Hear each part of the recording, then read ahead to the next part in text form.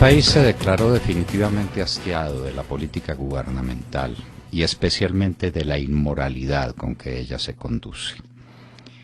Mucho antes de las elecciones para el Congreso de la República, un miembro del Centro Democrático, Ernesto Macías, denunció públicamente y elevó ese denuncio ante las autoridades nacionales que desde Palacio se repartía lo que se llamaba la mermelada. Y es que un funcionario infidente de Palacio sacó del computador todos los contratos indebidos que se hacían a través de los parlamentarios. En esa lista del computador está parlamentario por parlamentario, nombre por nombre, el sitio de donde proviene y el dinero que se le ha entregado en contratos para que los maneje como una herramienta electoral. Es lo más vergonzoso que ha pasado en Colombia. El presidente Santos, que maneja un cinismo muy propio de los jugadores de póker, resolvió decir que eso era lo que se llama en otros países la inversión. No nos diga, la inversión en vísperas electorales, no nos diga, la inversión a través de los parlamentarios que solamente siguen al gobierno nacional, que están en la mesa de unidad nacional, no nos diga, la inversión que no se expresa en ninguna obra conocida en ningún lugar de la República, no nos diga, la inversión en la que son campeones Musa Besaile y el Ñoño y Yair Acuña, los grandes triunfadores en las elecciones parlamentarias, es decir, los grandes compradores de votos. El hecho es demasiado evidente, es demasiado aberrante, y los colombianos sintieron asco. Por desgracia, centenares de miles de ellos se plegaron a la fuerza del dinero, el tamal más una plata, y vendieron los votos. Ese fue el resultado de las elecciones parlamentarias y eso hace del Congreso de la República la institución más desprestigiada entre todas las del país. Lo que es un hecho gravísimo, es un hecho fatal para el futuro de la democracia colombiana. No hay democracia sin Congreso.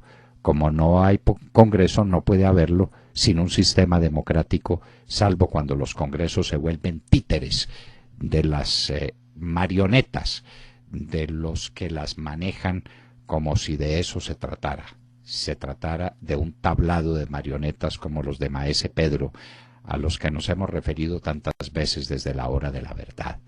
Los colombianos están hastiados y repugnados con ese sistema. Pero había otro en marcha, del que no se ha hablado suficientemente. La inversión colosal, gigantesca, sin antecedentes, sin razón ninguna, de billones de pesos para la publicidad en los medios de comunicación. De esto no se dice nada, porque los primeros interesados en no decir nada son los medios de comunicación que han recibido a torrentes esta forma de mermelada, de corrupción oficial. En las vísperas de aquellas campañas, de aquella campaña para el Congreso, había que ver lo que aparecía por la televisión, prosperidad para todos. Había que ver los despliegues de publicidad barata diciendo las maravillas que se vivían en Colombia. Centenares de miles de millones de pesos botados en una campaña que no tenía sino un objetivo: comprometer a los medios de televisión que recibían semejantes dádivas para que estuvieran con el gobierno y para que estuvieran con sus candidatos al Congreso de la República. Otra forma de corruptela que no ha sido investigada, porque no hay quien la investigue, puesto que ya sabemos quién es el fiscal general de la nación, y eso está suficientemente claro para los colombianos. Pero no importa, el colombiano sabe cuándo le meten la mano al bolsillo y qué se hace con el dinero producto de ese robo. Ahora lo llaman hurto calificado. Son distintas maneras de llamar las cosas. Robo era antiguamente el hurto que se hacía con violencia y esto se hace con violencia moral y se hace desde Palacio. Pero hay un tercer elemento que está concurriendo y de manera muy eficaz a demostrarle a los colombianos que el gobierno del presidente Santos no se para en pelillos para nada. en materia de corromper al pueblo colombiano para conseguir votos. Y nos referimos al famoso Censo Nacional Agropecuario. Curioso, el Censo Nacional Agropecuario que preparan exactamente para las vísperas de las elecciones presidenciales.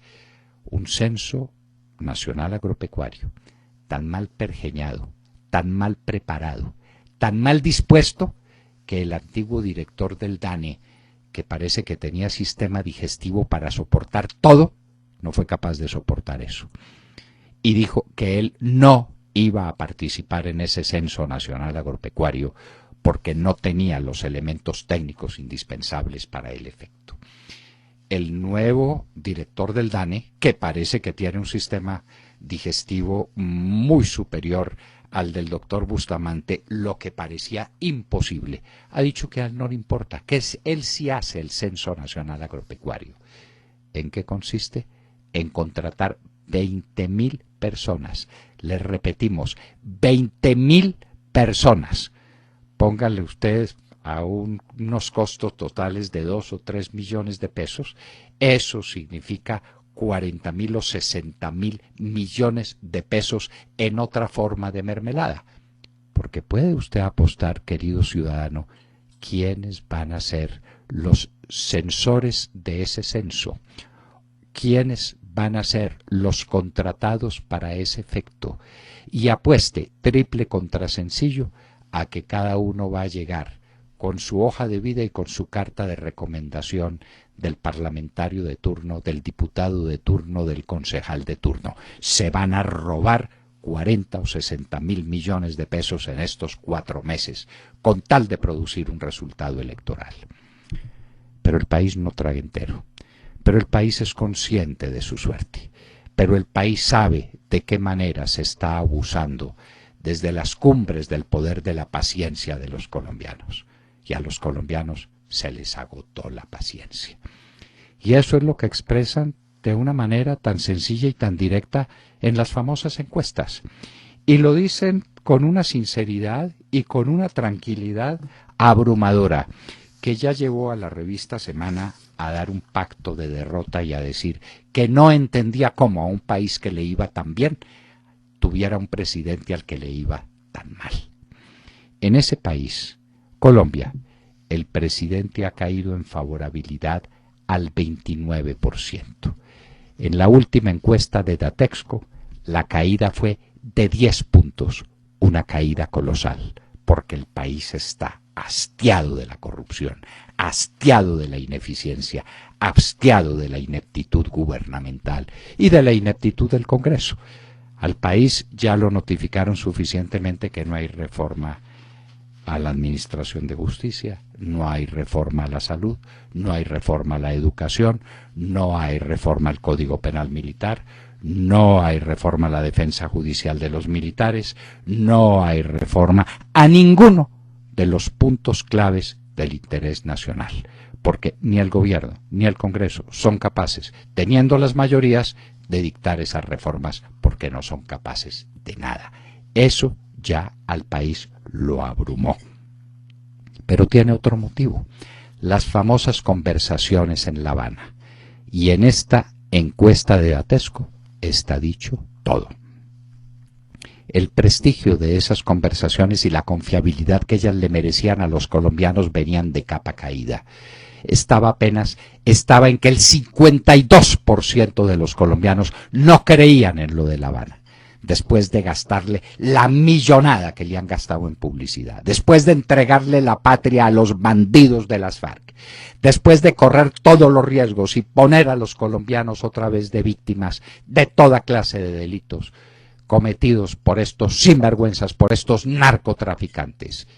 52%.